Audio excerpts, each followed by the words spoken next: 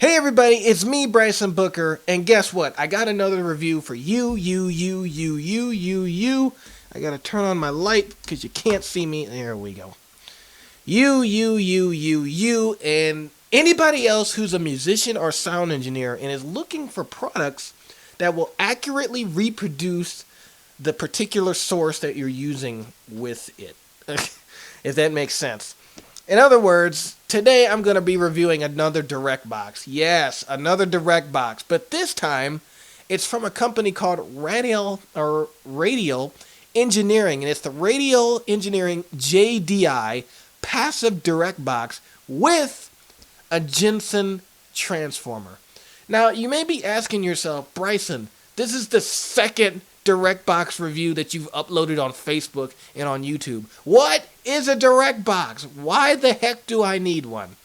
Well, I'm going to give you a short description of what a direct box is, and that all direct boxes are not created equal. Even though many people think they are, they're not. They are not created equal. So, in layman's terms, what a direct box does, folks, is pretty much takes any line level source. And what I mean by line level source is any source that uses this type of jack. This is considered an instrument cable, or in technical or sound guy terms, this is a 1/4 inch jack, a 1/4 jack. And this jack is used for guitars, basses, keyboards, hooking up electronic drum machines, and even tape machines. It's also used with stereo cables. So I don't know if you wanted to hook up your MP3. Sometimes MP3 cables or auxiliary cables come with these two jacks at the end of it that you plug into your mixing console. And so these again are considered line level sources. And so this is where a direct box comes in. Because a direct box takes, again, an instrument level signal. You go into the direct box, and then you get an XLR coming out of the direct box, which goes directly to your mixing console.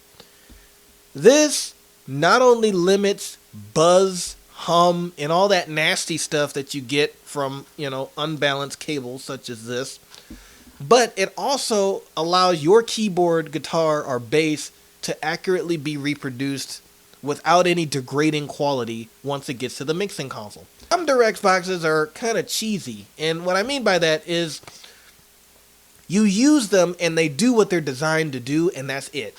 They're built pretty well. You can throw them on stage, you can throw them in your backpack, they'll still work, but they don't sound as good. It seems like they're missing something. It's like when you plug your keyboard into this cheapo direct box, it's like what comes out through your mixing console is either a low signal, a signal with a lot of static, a lot of hiss, like sss, or, the sound is just so thin and so cheesy. It's like it doesn't sound full. You lose the fullness of the instrument.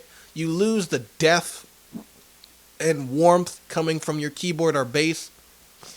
And it just sounds just sterile. It sounds very, very sterile and not good. This Radial JDI box is one of those direct boxes that are not created equal because it's designed to be better than your typical direct box. It is a bit more. Yes, it is a bit more. But you get pristine build quality. And not just build quality that'll last you throwing it on the ground or throwing it at a wall, but you also get a premium transformer. Most direct boxes, including active direct boxes, have transformers, and transformers, again, take that signal and all that buzz and hum. The transformer says, nope, you're not getting out of here. And so the transformer will limit a lot of that buzz and hum that comes from sources such as, CD players and tape machines and etc. And so when it comes out through the mixing console, you don't get much buzz and hum. Most transformers in direct boxes are pretty good with that. This one, which is a Jensen transformer, ensures that no negative, nasty noises will get out of here. So what you're going to get is an uncolored reproduction of your particular instrument, whatever you're using with this. And not only that, but it's not going to sound sterile. It's not going to sound like it's going through like a medical tube or anything. It's not going to sound digital or cheesy or just unnatural. This DI box with this Jensen transformer is going to ensure that your sound is not only accurate to what it really should be coming out of your keyboard, but it's also going to remain full, it's going to remain warm, and it's going to remain sweet sounding wherever you may send this signal. You may send it to a recording deck. You may send it to another mixing console. Wherever you send it, this thing is going to preserve your tone. It has a nice, neutral, mellow sound to it that, yeah, makes it different from other DI boxes. So let's take a look at the features here, and I'll give you a short sound demo, and then we'll be done. So this direct box will set you back about $200. Yes, $200. It is a lot for a direct box, but listen, it's worth it because the sound quality, the build quality, and the amazing amount of special features that they give you on the DI box, which I'll show you now.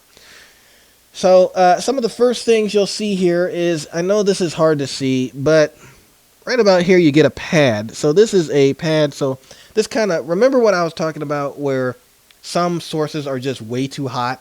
Well, this DI box pretty much allows you to kind of attenuate that loudness a little bit.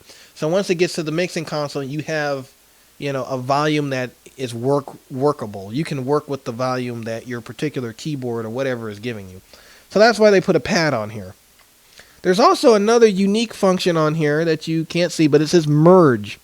So a lot of sources like CD players, you know, keyboard, drum machines are in stereo.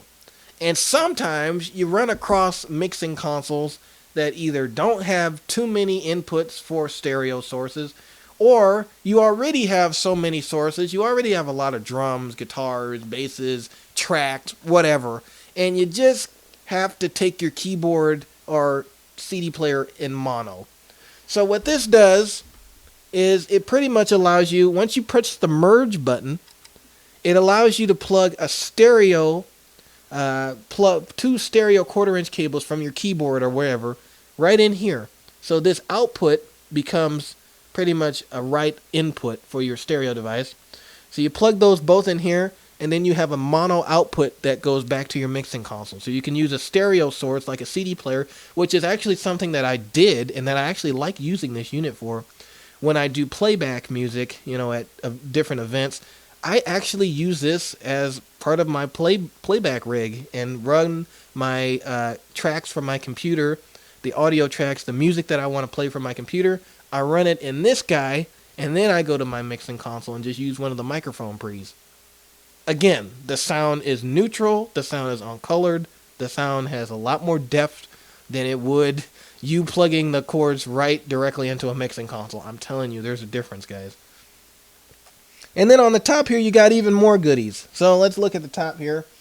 Again, there's a lot of features for this DI box. So you have, again, a balanced output. That's an XLR jack going directly to your mixing console. You have a 30 dB speaker button. So what this allows you to do, this DI box can be used with a guitar amplifier. And let's just say you want the authentic tone of your amplifier, post distortion, all of the goodies that your amplifier has. This guy is able to reproduce once you press the speaker output on the back of this unit. And it allows you to use a guitar amplifier with the DI box. The next thing is a ground switch. So again, this is your second safety net when it comes to hum and buzz and all that nasty stuff, all those nasty noises that you can get with unbalanced cables. So sometimes this happens, you know, you're using a direct box that has a really good transformer and is limiting all of those noises, but you still get buzz and hum and all that junk. It's like, what? Well, Radial said, okay, we're going to give you another safety net, and we're going to put a ground switch. So what the ground switch does is once you press it, it strives to eliminate even more those noises and buzzes and hums. And finally, you got a polarity reverse. The polarity reverse button is for you using, let's just say you're DIing a guitar, an acoustic guitar, you're using the DI box with an acoustic guitar, and you're miking it in the front with a condenser mic. You know, a lot of studio guys do that, as well as live sound guys. they'll take the sound that they're getting from the guitar amplifier or the microphone in front of the guitar, and they'll take a DI'd signal, which they can do whatever they want to with it. Well, sometimes when you do that, you get weird phasing problems and a lot of delays. What the polarity reverse allows you to do is once you press that in, if you're using this DI with another microphone or some other source, it'll limit that delay and all that nasty stuff that you get when you use mics and DIs together to get a unique sound. Those are all the features. Now, some of you may be saying, well, what about the sound? Well, let's see. Let's see how the Radial JDI sounds.